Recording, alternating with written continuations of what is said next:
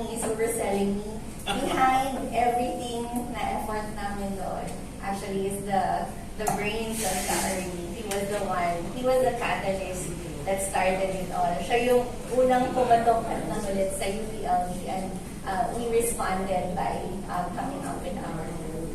So ayan, so for today, my talk is addressing...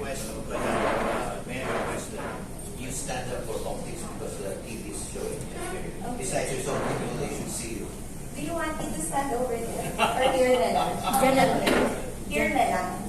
Sige. So, my talk is on addressing water insecurity. And this is just a portion of everything that we are doing. So, my focus will be on domestic water supply and demand and agriculture. And then, sa latter part, we're going to talk about climate change and some of our efforts related to that. So I'm going to start this talk with SDGs and water security. So we are all very familiar with the 17 SDGs, or Sustainable Development Goals. 5 of them are actually very much related to water. So the goal 2 is to end hunger. Goal 6 is for water sanitation. So 6 is for sanitation, 11 is for resilient cities, 13 is for climate change action, and 14 is for conserving and sustainably using ocean, seas, and marine resources. And so madaming SDGs po. Now let's take a look at water resources in the Philippines. So I gave you statistics. You can get a copy of my slides, if ever. I think it's with them already. So when we look at water resources in the country, we have a total of approximately 990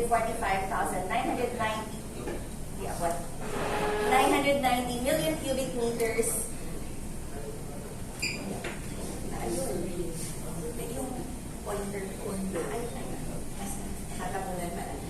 990 million cubic meters per year of total fresh water in the country.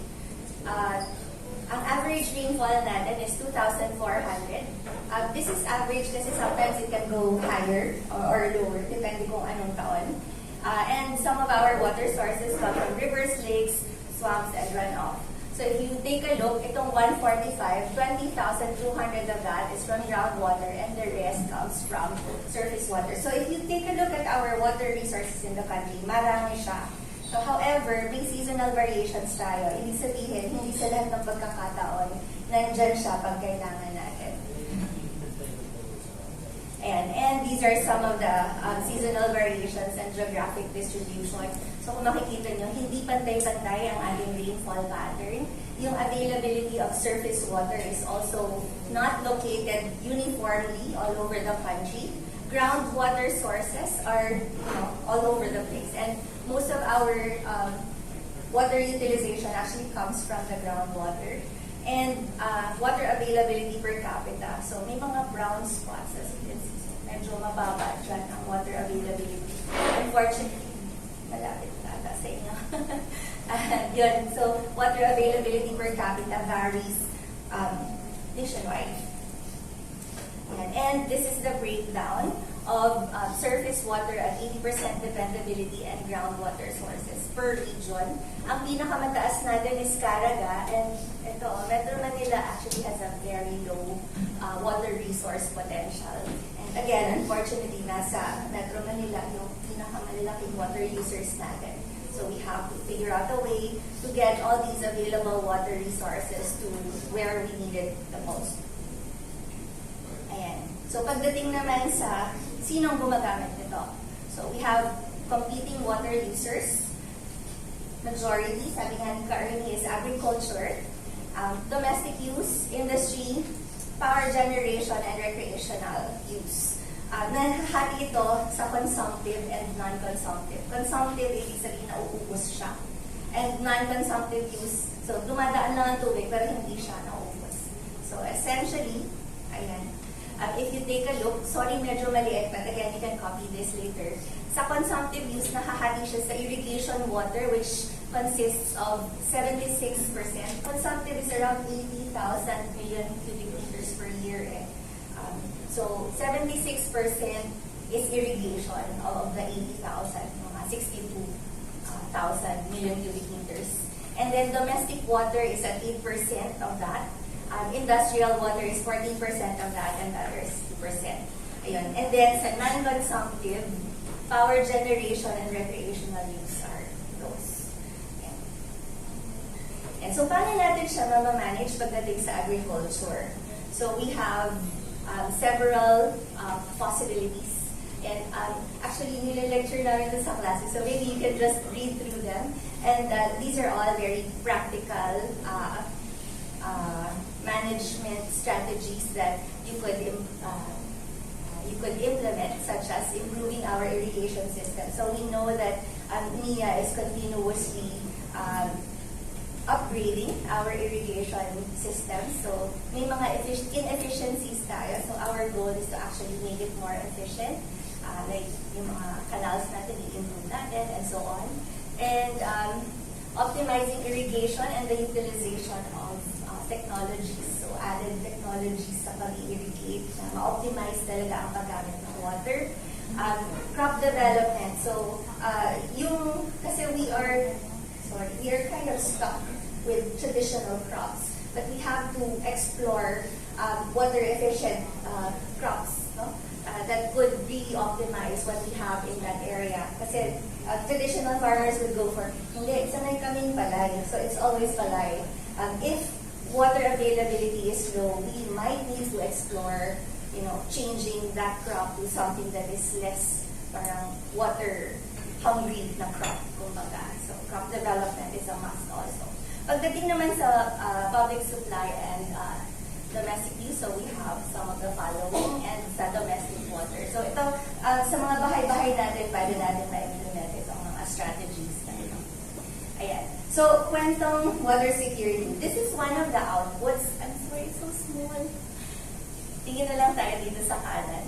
So, these are some of the issues that, syempre malabo ang mata ko. Hindi ko rin po makita.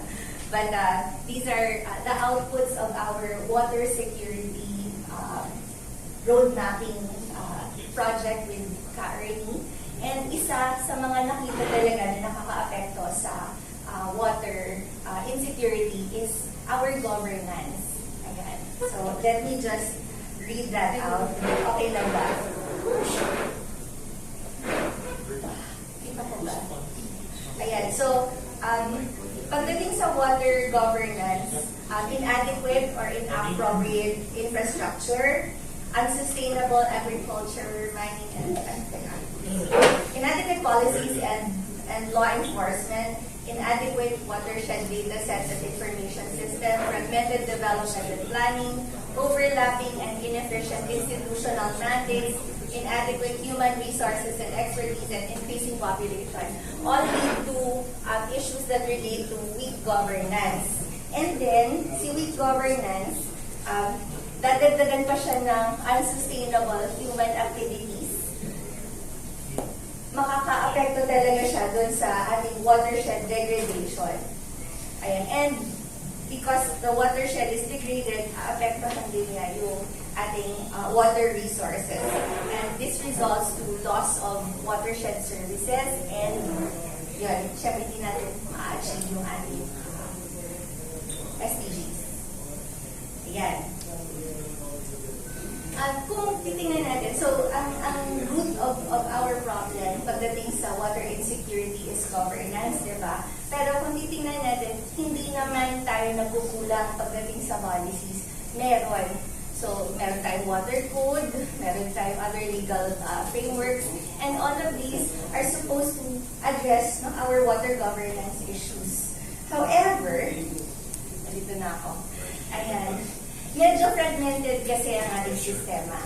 So, I'm actually super happy with the Water Council that has recently been organized, because isa yon sa mga possible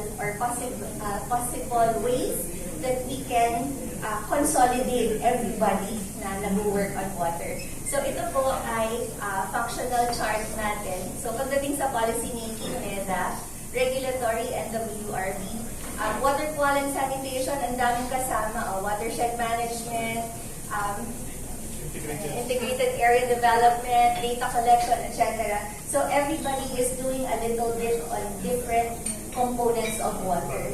And ang hirap lang kasi kanya-kanyang organization, kanya-kanyang institution, kanya-kanyang ginagawa. Sometimes may mga linkages such as kapag may DWGs. But most of the time, parang ang hirap mag-consolidate kasi syempre ibang institution yun, ang hirap mangialam, diba? So, the council, for me, I'm a proponent of having this apex body, whatever it is that they come up with, I'm all for it. Kasi nga, ang gulo natin. So, ito yung nahanap ng aming group as the root cause of all the water insecurity. Ito, plus, of course. But we can address this by having that apex body that we have been talking about for so long already. I had to interrupt. Baka dapat Office of the President, kasi lahat yan, they work independently. Somebody has to orchestrate at the time. Not NEDA, I mean, policy yun. But anyway. Or create a separate Hiwa-hiwalay actually sila. Create a separate Actually, we got this from NEDA's, syempre NEDA yung nakagitna. Kasi NEDA po yung water master plan na pinagkuhanan namin ng figure na ito. But nonetheless, hindi hawak ni NEDA ang gawain ng iba-ibang institusyon. So, executive branch. Oo, parang ang hirap pakialaman ang database, halimbawa, ang pag-asa. Parang gano'n, diba? So, yun, I think... we will not interrupt. She and I are Senator. I'd like to let you know that Senator Loizaga talked to me, and he is going to use all these work she's doing. And we know what's happening here. And this is the president. Tama si Loy. Mapalaki man tama si Loy. I'm just saying that we're deep involved. And Mr. Fausto, he's the vice chairman incidentally of the movement. He's guiding me. I don't do anything like this. Tells me, boss ko yan eh. I'm just telling you that we have another one. This is really happening. Kaya sa soundbite. This is very hot right now. So she's going to tell you this really interesting news. But let me say that this thing is very strategic. Our first time, 30 years of council, but I won't talk anymore. Okay. Sige ma, tuloy. Ayun. So, antabayanan lang po natin kung ano yung mga susunod na steps nila kasi bagong-bago itong council. But I think the target is to consolidate all these efforts. Mahirap kasi hiwa-hiwalay siya maka-house. So that's why we're starting with the council. And then eventually, hopefully, Department of Water as mandated by the President.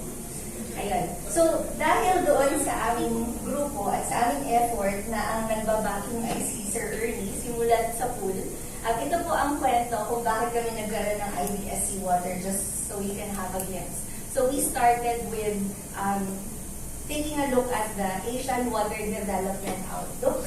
Tapos, yung themes or thematic areas doon sa outdoor report ng ADB na yan, ginamit namin as kind of the framework for our activity towards a comprehensive national plan for water roadmap preparation with NWRB and UPLB. So this was the brainchild of Sir Ernie. So simula pa po noong 2016, 2017, sinimulan namin ito. And yes, we did come up with the 7 summits and the 7 books. And then eventually, NWRB consolidated this to the National Water Summit that they held last 2018, before COVID.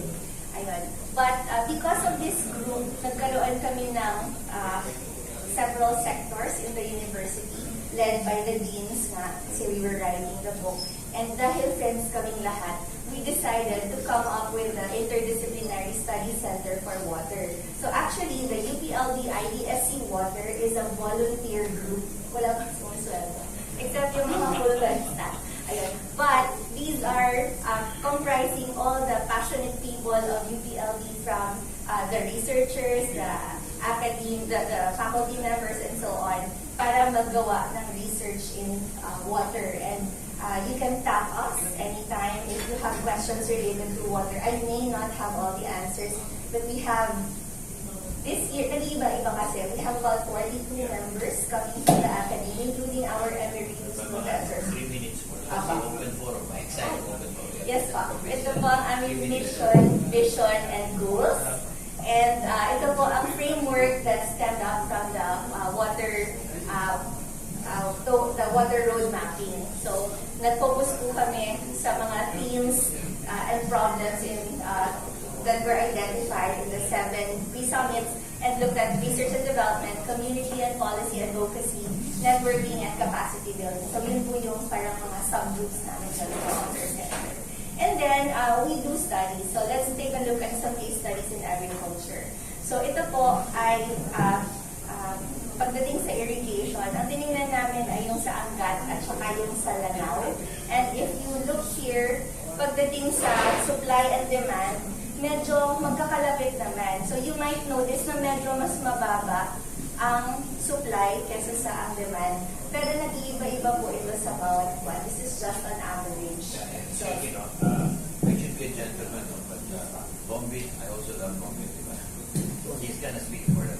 I'd like to answer something that will be very newsworthy. Ang tatanong na sa lang is, what is the problem of water? No?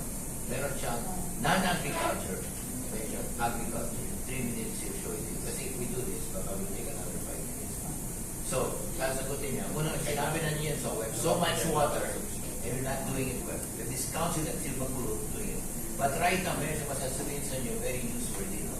Meron siyang non-agriculture and agriculture. Siguro 1.5 minutes each. Para malaman na nyo, itong tanda. Kasi this woman is not only a brilliant, she's experienced, she's done it. Okay. So, Pat, can you go to that?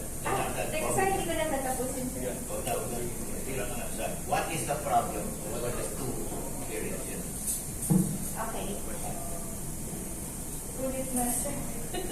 Okay, alright. These are some of our case studies from all the researches that we have done. And ito nga, yung sa supply and demand ng mga graphs natin. So, supply, demand yun ng iba-ibang areas. And so, kinukulang, sometimes, no, kinukulang ang tubig for some reason. Even if we have so much water, so yung 145,000 million cubic meters per year natin. So, kinukulang pa rin siya. Ayan. And, sorry, bibilisan ko na lang, sir. With the additional burden of climate change, so we also do climate change projections. Makikita natin na some areas are drier, some areas are wetter, and actually, ang dami, kanya-kanyang problema. So, this is for 5 cities. Kanya-kanyang problema sila. But, pagdating sa water supply and demand, for example, kailangan mag-select talaga tayo ng iba-ibang recommendations. So, yung sinasabi ni Sir Ernie. So, sa ginawa namin, so, this is, ginawa din namin ito. But, sa ginawa namin, yung recommendations kasi, halimbawa for Cagayan de Oro, the adoption of rainwater harvesting or regulation of the extraction of groundwater. So yung mga ganun, very specific siya for the specific areas. And in the case of what we did, we actually thesis siya ng estudyante namin siya sa Kalayaan. Familiar ba kayo sa Laguna? Kalayaan. Kaminti na side. So, ayun, the Saucy side is na Kaliraya. Kami ay sa Sitio Pulipay. Sa non-Saucy side. Ayun, it's a waterless community. And yung ganitong recommendation, so it looks like just a list in paper, but when you implement it on the ground, no, it could help waterless communities like the ones in Sitio Pulipay. Ang ginamit namin doon is a rainwater harvester na alulod style lang. So, iisa lang ang building na merong corrugated sheet. All the rest ay pawid. So, hindi ka makakalagay ng rainwater collector pag ganun. We spent about 18,000 pesos. DOST scholar ang aking alaga, so nabayaran naman ni DOST ang aming rainwater collector. But it supplies water to the school. But since the school is the biggest structure, it supplies water to the community of 200 people in that island. Di ba yung sa Kalaraya, yung mga golf courses and resorts? Doon sa kaduluduluhan, 45 minutes by boat away, may sitio doon na hati na siya. Hindi na yun naaabot masyado ng mga tao. And they get water from the Caliraya Lake, which we know comes from Laguna Lake na nakapump out, and they think that it's fresh spring water. Ika nga, 10% lang naman daw namamatay sa recent. So, pwede na. But it's not okay. Yun. Kaya we wanted to make sure that at least the children would have clean water for washing their hands, for drinking, but even the rest of the community are able to utilize that water. Sinabay namin yun, sir, sa WASH na program. Kaya may yung hand washing, yung mga ganyan. So that's one technology. So pagdating po sa mga recommendations na to, pag sa waterless community, yun yung isa namin. And then, I promised sir yung tatlo. So yung pangalawa, dalawa na lang. Do I do agriculture? Okay. Pagdating naman sa agriculture, in upland communities, so pag sa agriculture kasi, yung sa NIA, nakita natin na halos pumapantay kaya, but these are just the areas that are irrigated. So yung irrigable area lang in NIA. So, and nasusuplayan.